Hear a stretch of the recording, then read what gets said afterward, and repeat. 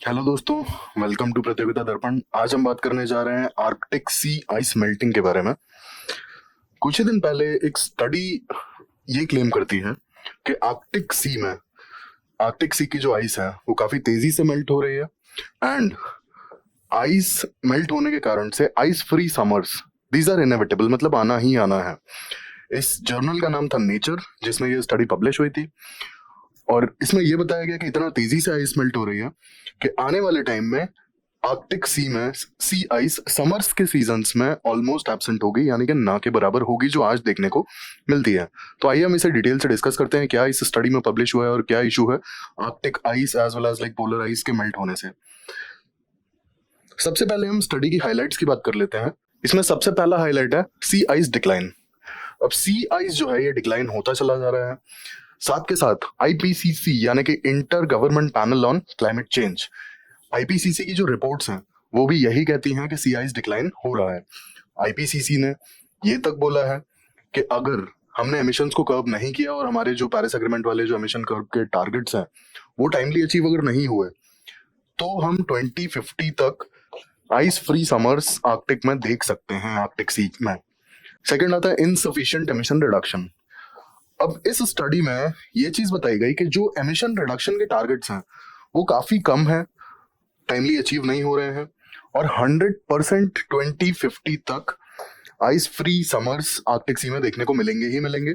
और अगर एमिशंस पे बिल्कुल भी लगाम ना लगाई गई, यानी कि एमिशंस को बिल्कुल भी कर्ब ना किया गया और जिस पेज से जा रहे हैं उसी पेज से जाने दिया, और अगर हमने पेरिस एग्रीमेंट पे बिल्कुल भी काम नहीं किया तो हम हो सकता है आइस फ्री समर्स 2030 तक ही देख लें।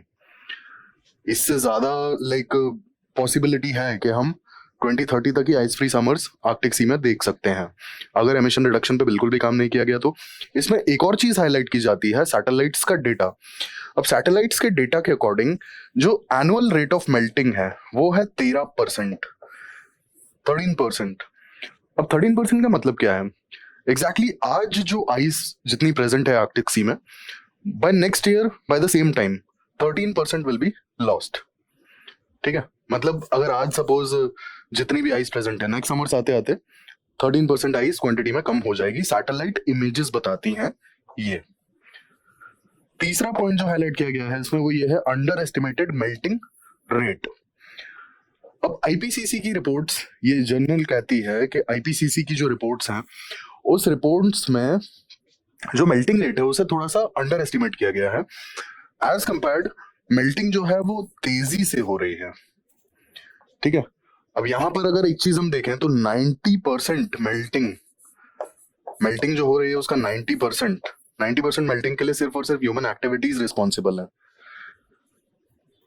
और ह्यूमन एक्टिविटीज को अगर कर्ब नहीं किया गया, एमिशंस को अगर कर्ब नहीं किया गया, उस पर कोई काम नहीं किया गया तो ऑब्वियस सी बात है, जैसा रिपोर्ट में हाईलाइट किया जाता है कि 2030 तक हम आइस फ्री समर्स देख सकते हैं आर्कटिक सी में। और एक और चीज कि जो यहाँ पे अंडर एस्टिमेट किया गया है मेल्टिंग रेट का, इसमें एक चीज और हाईलाइट की जाती है कि जिस पेस पे मेल्टिंग हो रही है हम नेक्स्ट कुछ डेकेड्स में इवन अक्टूबर वाले टाइम में भी आइस फ्री लाइक अक्टूबर देखने को हमें मिल जाएगा आर्कटिक सी में। अब ये इशू क्या है, बेसिकली आइस जो है आप अगर देखेंगे समर्स का जो पीक सीजन होता है it's basically June and July northern hemisphere की अगर हम बात करें तो। अगस्त आते आते गर्मी कम होना स्टार्ट हो जाती है। सितंबर एज यू नो कि अर्थ का अपना जो एक्विनॉक्स देखने को मिलता है and basically September is the end of the summers in northern hemisphere. But यहाँ पे ये चीज क्लेम की जा रही है कि अक्टूबर में भी नेक्स्ट फ्यू डेकेड्स में अगर जिस पेस से हीटिंग हो रही है, ग्लोबल वार्मिंग चल रही है, इस पेस से अगर हीटिंग होती रहेगी तो अक्टूबर नेक्स्ट फ्यू डेकेड्स में आर्कटिक सी आइस फ्री हो जाएगी अक्टूबर तक। लाइक आप समर्स जून और जुलाई तो कंसिडर कर सकते हैं कि आइस फ्री होगा, लेकिन even after like end of the summers in सितंबर, अक्टूबर में भी आपको आर्कटिक सी आइस फ्री ही दिखेगी। अब आइए इसके कंसर्न्स पे बात कर लेते हैं। इसका इंपॉर्टेंस क्या है, क्यों आइस यहाँ पे इतनी ज्यादा इंपॉर्टेंट है। सबसे पहले आता है क्लाइमेट इन्फ्लुएंस। अब आर्कटिक सी का जो आइस है वो काफी ज्यादा क्लाइमेट को इन्फ्लुएंस करता है और पोलर रीजन्स में अगर आइस नहीं होगी तो काफी ज्यादा इश्यूज देखने को मिलेंगे, क्लाइमेट बहुत ही ज्यादा एक्सट्रीम होगा। अब यहाँ पे इन्फ्लुएंस की अगर हम बात करें तो पोलर रीजन्स की आइस के वजह से काफी ज्यादा सनलाइट रिफ्लेक्ट होती है। एल्बिडो इफेक्ट जो है आपका, आइस व्हाइट है तो काफी ज्यादा सनलाइट को रिफ्लेक्ट कर पाती है।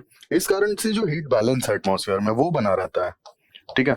और जो एक्सेसिव हीटिंग है या फिर जो ग्लोबल वार्मिंग है, short wave versus long wave radiations, तो ये वाला जो कंसेप्ट है यहाँ पे काफी ज्यादा आइस रिफ्लेक्ट हो जाती है और इसलिए कहीं यहाँ पर हीट बैलेंस पूरे अर्थ के लिए मेंटेन हो जाता है इस एल्बिडो की वजह से। अब अगर आइस नहीं रहेगी, आइस मेल्ट होती जाएगी, तो ये एल्बिडो कम होगा, ठीक है। अब एल्बिडो अगर कम होता है तो पोलर रीजन्स एक्चुअल में गर्म नहीं, काफी ठंडे हैं। दैट इज द रीजन कि हमारा जो एनर्जी ट्रांसफर है, कन्वेयर बेल्ट सिस्टम है जो हमारा ओशंस का, वो काम करता रहता है। अब आप सोचिए कि अगर पोल्स भी गर्म हो जाएंगे और सारी आइस मेल्ट हो जाएगी, तो ऑब्वियस सी बात है कि वहां पे ज्यादा से ज्यादा सनलाइट आर्कटिक सी या फिर पोलर रीजन्स ज्यादा से ज्यादा सनलाइट एब्जॉर्ब कर पाएंगे। और अगर ये ज्यादा से ज्यादा सनलाइट एब्जॉर्ब कर पाएंगे तो क्या होगा, इनका टेम्परेचर बढ़ेगा। टेम्परेचर बढ़ेगा, पहला ये इशू है। दूसरा, क्लाइमेट इन्फ्लुएंस में आप सोचिए कि अगर आइस मेल्ट होती है तो उससे सबसे बड़ा प्रॉब्लम क्या क्रिएट होगा, राइजिंग सी लेवल, ठीक है, राइजिंग सी लेवल। अब अगर सी लेवल राइज करता है तो सबसे बड़ा इशू हो जाता है सबमर्जेंस का। सबमर्ज हो जाएंगे काफी सारे कोस्टल एरिया। दूसरा, अगर आइस मेल्ट होती है और सी लेवल बढ़ने लगता है तो इसका एक जो प्रॉब्लम और है वो ये है कि आर्कटिक वाला रीजन एक्चुअल में, इसको डायग्राम से हम समझते हैं, ये हमारा पोलर रीजन है, यहाँ पे जो आर्कटिक सी है और ये हमारी आइसबर्ग्स फ्लोट करती रहती हैं। अब यहाँ पे अगर आइस मेल्ट हो जाएगी तो आप सोचिए कि ये जो आइस एक्चुअल में सनलाइट को रिफ्लेक्ट कर पा रही थी, अब ये रिफ्लेक्ट नहीं कर पाएगी और ये पानी जो है sea, this is basically sea water, और ये सी वाटर ज्यादा से ज्यादा सनलाइट एब्जॉर्ब करेगा। और अगर ये एब्जॉर्ब करेगा तो इसका टेम्परेचर भी बढ़ेगा, इसका टेम्परेचर बढ़ेगा तो यहाँ की जो बायोडाइवर्सिटी है, जो मरीन एनिमल्स हैं, उस पर काफी असर पड़ेगा, ठीक है। दूसरा, हमारा जो कन्वेयर बेल्ट सिस्टम है वो खराब होगा। अब यहाँ पे होता क्या है कि एक्चुअल में टेम्परेचर कम होता है और आइस की वजह से ये कॉन्टैक्ट भी नहीं हो पाता है, ठीक है, कॉन्टैक्ट टूट जाता है। अब टेम्परेचर कम होता चला जाता है, इस कारण से यहाँ पे पोलर एरियाज में वाटर सिंक करने लगता है और जो हमारा थर्मोलाइन सर्कुलेशन है वो यहीं से आता है। अब अगर यहाँ पे इसका टेम्परेचर बढ़ जाएगा तो ये सिंक करेगा ही नहीं, सिंक करेगा ही नहीं तो हमारा जो सर्कुलेशन है वाटर के, जो हमारा बीनीथ सरफेस जो होता है, जो हमारा कन्वेयर बेल्ट सिस्टम है, इक्वेटर से पानी पोल्स की तरफ जाता है, पोल्स पे काफी ठंडा और डेंस होने के कारण सिंक कर जाता है और ये दोबारा इक्वेटर की तरफ चला आता है। अब ये जो हमारा सर्कुलेशन है, ये सर्कुलेशन टूट जाएगा क्योंकि यहाँ पर पानी एक्चुअल में उतना ठंडा और उतना डेंस हो ही नहीं पाएगा कि वो सिंक कर पाए, तो ये एक बहुत बड़ा इशू है। और ऐसे ही हमारा कन्वेयर बेल्ट सिस्टम चलता है। एक्चुअल में पोलर इक्वेटर एरियाज में यहाँ पर पानी, जो सी वाटर है, सी सरफेस, यहाँ पर पानी होता है गर्म, ये ट्रैवल करता है पोल्स की तरफ, ठीक है। तो इससे होता क्या है कि बहुत सारे रास्ते में रीजन्स होते हैं, जैसे स्पेसिफिकली अगर हम वेस्टर्न यूरोप की बात करें, वेस्टर्न यूरोप इसी लाइक वार्म करंट्स की वजह से विंटर्स में बहुत खराब हालत नहीं होती है वेस्टर्न यूरोप में। अदरवाइज अगर साइबेरिया को देखें तो लाइक -50 -60 डिग्री टेम्परेचर्स होते हैं, but western Europe specifically UK, Germany और ये सारी जगह ये लिवेबल है, ये सिर्फ और सिर्फ ये वार्म करंट्स के चक्कर में, ठीक है। पैसिफिक ओशन की अगर हम बात करें तो यहाँ पे वार्म करंट है कुरोशियो, और अटलांटिक ओशन की बात करें तो यहाँ पे नॉर्थ अटलांटिक ड्रिफ्ट। ये जो वार्म करंट्स हैं इन्हीं की वजह से यहाँ पे आइस फ्री लाइक विंटर्स होते हैं और मतलब सी में काफी कम आइस होती है एज कम्पेयर्ड। तो ये क्लाइमेट इन्फ्लुएंस पे हमने बात की। सेकेंडली हम बात कर लेते हैं बायोडाइवर्सिटी एंड इंडिजिनस कम्युनिटीज पर। अब अगर आइस नहीं रहेगी तो ऑब्वियस सी बात है कि हमने देखा आइस मेल्ट होगी, पानी का टेम्परेचर मतलब सी वाटर का टेम्परेचर इट विल राइज करेगा, तो वहां की जो भी बायोडाइवर्सिटी होगी, जो भी मरीन लाइफ होगी, उस पर इफेक्ट पड़ेगा ही पड़ेगा, ठीक है। इसके बाद आइस मेल्ट होगी तो जो स्पेसिफिकली पोलर एनिमल्स हैं, एग्जाम्पल के लिए penguins as well as polar bears, इन पर भी असर पड़ेगा जब भी आइस मेल्टिंग होगी। देन इंडिजिनस कम्युनिटीज, उन पर भी फर्क पड़ेगा, ऑब्वियस सी बात है। Lastly economic opportunities. अब आइस अगर मेल्ट होगी तो जो सी के ट्रांसपोर्ट रूट्स हैं वो खुल जाएंगे, ऑब्वियस सी बात है, ठीक है। और ट्रांसपोर्ट रूट्स अगर खुलेंगे तो यहाँ पे इकोनॉमिक अपॉर्चुनिटीज बढ़ जाएंगी। अब आपको ऐसा लग रहा है कि ये जो सी रूट्स हैं ये अगर खुल जाते हैं तो हमारे लिए तो बेनिफिट ही होगा ना, कि डिस्टेंस हमारे काफी कम हो जाएंगी, क्योंकि अगर आप पोलर एरिया से अगर आप देखेंगे कंट्रीज को तो जो हम मैप पे देखते हैं मैप से काफी अलग होता है। लाइक ऑब्वियस ही बात है कि Canada as well as Russia शायद बहुत फ्यू किलोमीटर्स का डिफरेंस रह जाएगा, कुछ 100 किलोमीटर्स का, I mean not few, few 100 kilometres का ही डिफरेंस रह जाएगा, जो कि हम मैप पर देखते हैं तो शायद हमें कुछ ज़्यादा दिखता है, ठीक है, एज कम्पेयर्ड। इसके बाद अगर हम यूरोप से भी डिस्टेंस देखेंगे तो अगर डायरेक्टली हम आर्कटिक सी को क्रॉस करके आते हैं तो काफ़ी कम डिस्टेंस हो जाता है। लेकिन यहाँ पे सबसे बड़ा इशू क्या आएगा? यहाँ पे सबसे बड़ा इशू आएगा कंपटीशन का। सारी कंट्रीज वहां भागना चाहेंगी, जितनी भी आर्कटिक ओशन के सॉरी आर्कटिक सी के सराउंडिंग जितनी भी कंट्रीज हैं वो वहां पे कम्पीट करेंगी फॉर रिसोर्स। जो भी रिसोर्सेज हैं उसके लिए कंपटीशन होगा, क्योंकि हर कोई चाहेगा ना कि जो भी सी के रिसोर्सेज हैं उनके हाथ लग जाए, तो ये एक बहुत बड़ा इशू हो जाएगा। अब हम बात कर लेते हैं आर्कटिक एम्प्लीफिकेशन की। अब बेसिकली एम्प्लीफिकेशन होता क्या है? अगर हम नॉर्मल भाषा में समझें तो पोलर एरियाज जो होते हैं, पोलर एरियाज पर ग्लोबल वार्मिंग, अगर suppose globally 2 degree temperature rise हुआ ना, तो ये पोलर एरियाज पर जो चेंज होगा ना, ग्लोबल अगर 2 डिग्री टेम्परेचर बढ़ा है तो पोलर एरियाज पर हो सकता है कि एग्जाम्पल के लिए 5 डिग्री सेल्सियस टेम्परेचर जाके बढ़ जाएगा।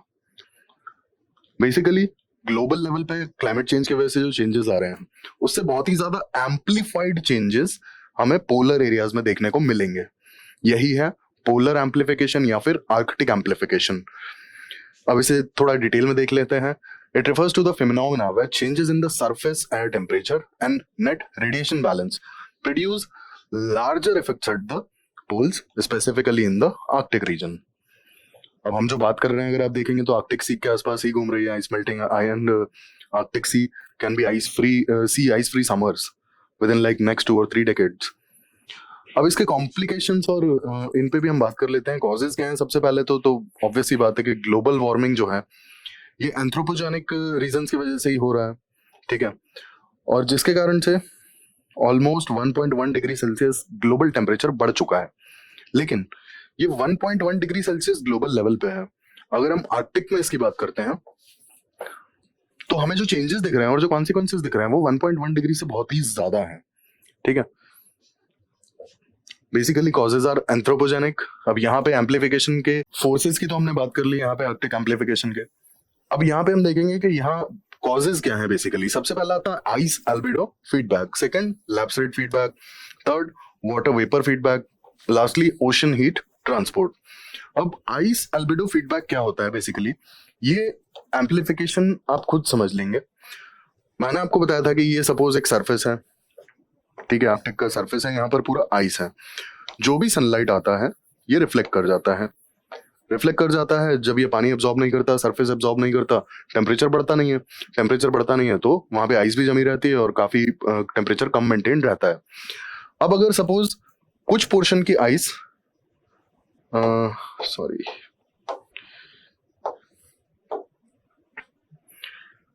ये हमारी आइस है, ये सनलाइट आती है और ये रिफ्लेक्ट हो जाती है, ये आ रही है, ये रिफ्लेक्ट हो जा रही है। अब सपोज हम यहाँ ये मान लेते हैं कि ये वाले सरफेस की आइस मेल्ट हो गई, इतने सरफेस की, तो यहाँ पर सनलाइट आएगी तो एब्जॉर्ब हो जाएगी वो, और वो एब्जॉर्ब हो जाएगी तो क्या होगा? थोड़े से रीजन का टेम्परेचर सराउंडिंग रीजन से ज्यादा होगा। ज्यादा होगा तो ऑब्वियस सी बात है कि नेक्स्ट टाइम ये कुछ इसका जो नियर बाय ये जो बाउंड्री वाला रीजन होगा वहां पर भी चेंजेस दिखेंगे, ठीक है, जैसे जैसे ये सनलाइट को एब्जॉर्ब करना शुरू कर देगा, और ये बढ़ते बढ़ते बढ़ते बढ़ते ऑलमोस्ट पूरे सरफेस की आइस मेल्ट हो जाएगी। और आइस थी तभी तक सनलाइट रिफ्लेक्ट हो पा रही थी।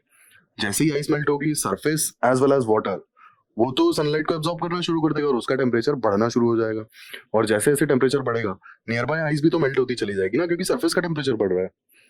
तो ये एक बहुत बड़ा इशू है। तो आइस एल्बिडो फीडबैक ये है। दूसरा लैप्स रेट फीडबैक। अब लैप्स रेट इज बेसिकली जो टेम्परेचर डिक्लाइन होता है, अगर हाइट बढ़ती है, एल्टीट्यूड बढ़ता है और जो टेम्परेचर डिक्लाइन होता है, दैट इज लैप्स रेट। अब पोलर एरियाज में क्या होता है कि लैप्स रेट बहुत ही ज्यादा है, ठीक है, अल्टीट्यूड के साथ में टेम्परेचर बहुत ही ज्यादा चेंज होता है। अब लैप्स रेट फीडबैक यहाँ पे जो एम्प्लीफिकेशन के केस में होगा कि लैप्स रेट डिक्लाइन कर जाएगा। डिक्लाइन मतलब पर किलोमीटर अगर जो टेम्परेचर प्रेजेंटली डिक्लाइन हो रहा है, सपोज एग्जांपल के लिए इसको ऐसे समझिए कि अगर अभी के केस में 25 डिग्री सेल्सियस पर किलोमीटर का डिक्लाइन है, कि अगर आप आर्कटिक में खड़े हैं और एक किलोमीटर का अल्टीट्यूड बढ़ जाता है तो 25 डिग्री सेल्सियस टेम्परेचर डिक्लाइन हो जाता है, तो ये कम होके इन फ्यूचर रह जाएगा 15 डिग्री सेल्सियस 1 किलोमीटर के अल्टीट्यूड के साथ में। अब ये कम होगा तो काफी सारे चेंजेस देखने को मिलेंगे वहां पे क्लाइमेट के, ठीक है, जो वहां का वेदर है बेसिकली, जो जो भी वहां बारिश, आइसफॉल, जो भी हवाएं चलती हैं, जेट स्ट्रीम्स, सभी पे चेंजेस देखने को मिलेंगे। Then water vapour feedback and ocean heat transport. अब ओशन हीट ट्रांसपोर्ट मैंने आपको बता दिया था कि जो ये कन्वेयर बेल्ट सिस्टम है एक तरीके से, ठीक है, इक्वेटर पे पानी गर्म होता है, दिस इज योर इक्वेटर, यहाँ से ट्रैवल करता है पोल्स की तरफ, पोल्स पे सिंक कर जाता है, क्योंकि पोल्स पे टेम्परेचर बहुत कम होता है, पानी हो जाता है डेंस, और डेंसिटी के साथ में वो सिंक कर जाता है एक्सेसिव डेंस होने के कारण, क्योंकि वहां पे काफी कम टेम्परेचर होता है पोलर एरियाज में, और सिंक करके ये दोबारा आता है इक्वेटर पे, और यहाँ पे ये राइज कर जाता है। तो ये जो कन्वेयर बेल्ट सिस्टम है, इसी से हीट ट्रांसपोर्ट होती है। इक्वेटर पे पानी जो गर्म था, यहाँ जाके वही ठंडा हो जाता है इन द जो, और रास्ते में जितने भी ठंडे एरियाज पड़ते हैं वहां पे हीट ट्रांसफर हो जाती है। तो ये वाला जो ओशन हीट ट्रांसपोर्ट का सिस्टम है, ये भी तो प्रॉब्लम क्रिएट करेगा, ठीक है, क्योंकि ऑलरेडी इक्वेटर से गर्म पानी जा रहा है, ठीक है, जो हीटेड पानी है इक्वेटर से वो जा रहा है। अब वहां पर आर्कटिक में टेम्परेचर अगर बढ़ने लगेगा तो ये वाला सिस्टम भी तो रुक जाएगा ना, ये भी एक इशू है। अब diminishing sea ice plays a significant role in amplifying the warming effect. जैसे कि मैंने आपको बताया कि आइस एक सरफेस है बेसिकली जो सनलाइट को रिफ्लेक्ट करता है, और वो सरफेस अगर डिक्लाइन करता जाएगा तो water as well as surface दोनों का टेम्परेचर, जिस भी सरफेस पे आइस है वहां से जैसे ही आइस हटेगा या मेल्ट करेगा, नीचे वाला जो भी सरफेस है, चाहे वो पानी हो चाहे वो सॉइल हो, टेम्परेचर उसका राइज करेगा, और उसका टेम्परेचर अगर राइज करेगा तो आसपास की जो आइस बची है वो भी बहुत जल्दी मेल्ट करने लगेगी। तो ये एक बहुत बड़ा इशू है कि अपने ऑटोमेटिकली एम्पलीफाई करता चला जाएगा, ठीक है, और जितनी ज्यादा आइस मेल्ट होगी उतना ज्यादा वहां का नियर बाय टेम्परेचर बढ़ेगा, ठीक है, क्योंकि उतनी ज्यादा सनलाइट सरफेस एब्जॉर्ब कर पाएगा। तो दैट्स हाउ इट एम्पलीफाइज। अब स्टडीज ने एक चीज और सजेस्ट की है कि ice albedo feedback as well as lapse rate feedback, ice albedo feedback 40% amplification के लिए रिस्पॉन्सिबल है, और लैप्स रेट फीडबैक 15% एम्पलीफिकेशन के लिए रिस्पॉन्सिबल है। इसका मतलब है कि जो हमें पोलर एरियाज में जो एम्पलीफिकेशन या फिर जो सडन चेंज ऑफ वहां पे जो भी आइस वगैरह और जो भी वहां का सरफेस टेम्परेचर में राइज देखने को मिल रहा है, वो बेसिकली सबसे ज्यादा आइस अल्बिडो फीडबैक की वजह से देखने को मिल रहा है। जैसे जैसे आइस डिक्लाइन कर रही है, फटाफट वहां पे सरफेस टेम्परेचर, एयर टेम्परेचर बढ़ता चला जा रहा है, ठीक है, और रेडिएशन बैलेंस बिगड़ता चला जा रहा है। और सेकंड नंबर पे आता है lapse rate feedback. Lapse rate feedback भी बहुत ज्यादा इंपॉर्टेंट है। अब हम बात कर लेते हैं मेल्टिंग ऑफ आइस के जो कॉन्सिक्वेंसेज हैं वो क्या होंगे। सबसे पहला कॉन्सिक्वेंस होगा weakening of polar jet streams. अब जो पोलर जेट स्ट्रीम है वो वीक हो जाएंगे, रीजन बीइंग टेम्परेचर राइज कर जाएगा वहां का। पोलर जेट स्ट्रीम्स बेसिकली ये आपका पोलर एरिया है, ठीक है, ये आपकी इक्वेटर है, ये आपका नॉर्थ पोल है, और ये नॉर्थ पोल के आसपास कहीं जेट स्ट्रीम्स आर्कटिक सर्कल में चलती रहती हैं। तो ये जो जेट स्ट्रीम्स हैं, ये जेट स्ट्रीम्स यहाँ की काफी ज्यादा जो कोल्डर एयर है उसे रोक के रखती हैं। दूसरा, ये jet streams nearby European regions के क्लाइमेट को भी मॉडिफाई करके रखती हैं, ठीक है।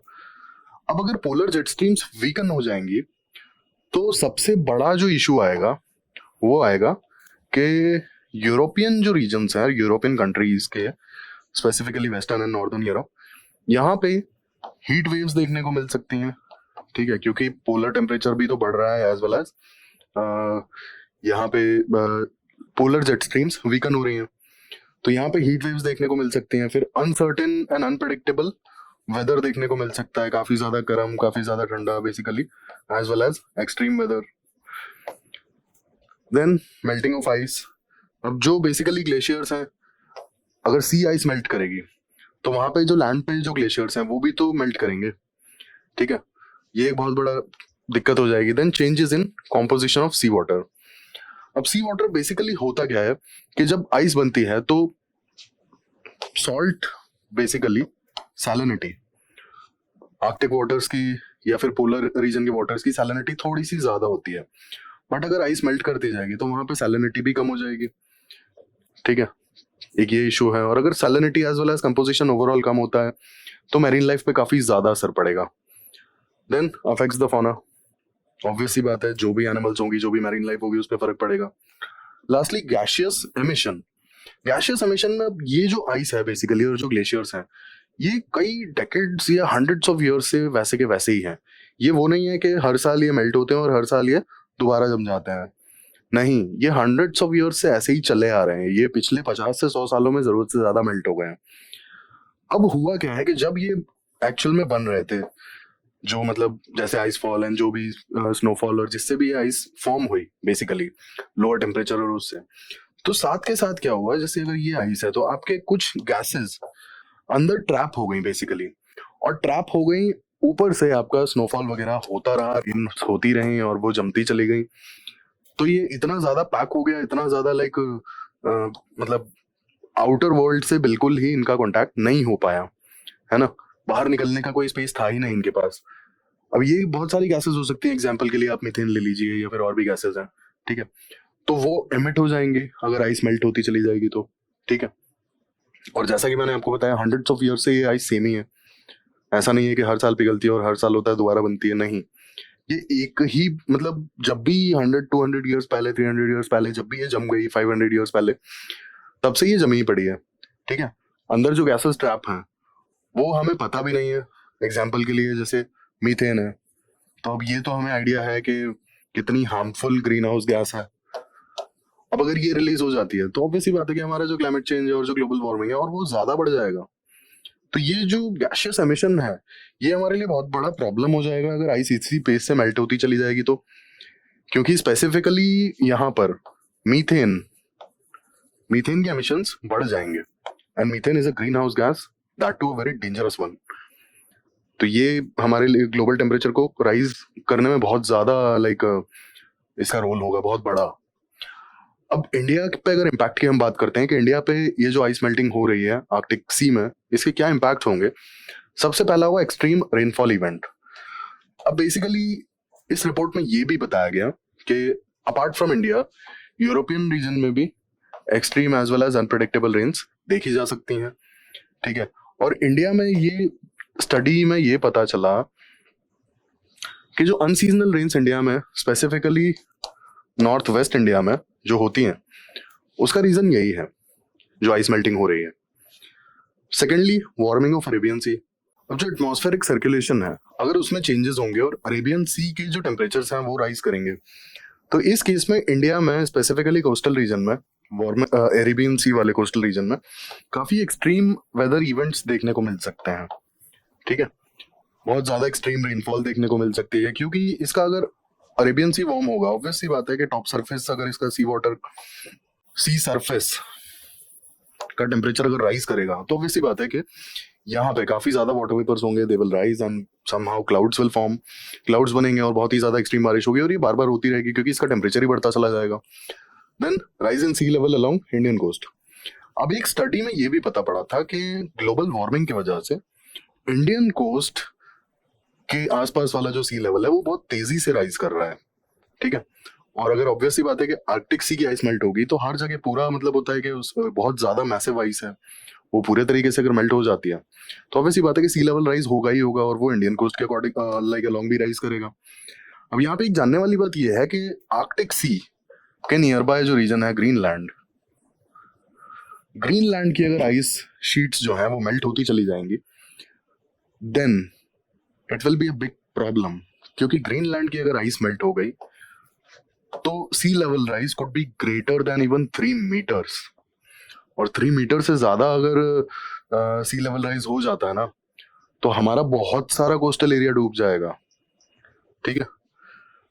तो ये हमने इश्यूज देखे कि आर्कटिक सी में जो मेल्टिंग हो रही है आइस की, उस पर क्या जर्नल नेचर जो है उसमें क्या लिखा है, क्या बताया है उसके बारे में कि कैसे हम इन फ्यूचर बहुत जल्दी ही आर्कटिक सी को समर्स में आइस फ्री देख सकते हैं। और अगर एमिशंस को कब नहीं किया गया तो ये भी पॉसिबिलिटी है कि हम अक्टूबर तक आर्कटिक सी को आइस फ्री देख सकते हैं even after ending the summers, और ये बहुत ही ज्यादा डिजास्टर्स होगा अगर इस पे आइस मेल्ट होती रहेगी तो ये हमने जाना, उसके कॉन्सिक्वेंसेस के बारे में देखा।